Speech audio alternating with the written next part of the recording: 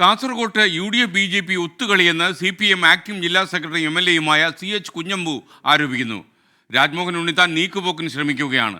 പത്മജ വേണുഗോപാലിന്റെ വാക്കുകളിൽ നിന്ന് ഇക്കാര്യം വ്യക്തമാണെന്നും CH കുഞ്ഞമ്പു 24-നോട് പറഞ്ഞു.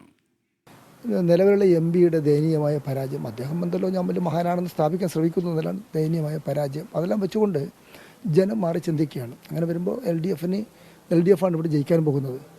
പക്ഷെ പിന്നെ അവർക്ക് ഏക മാർഗം BJP-യുമായിട്ട് അഡ്ജസ്റ്റ് ചെയ്യുക എന്നാണ്.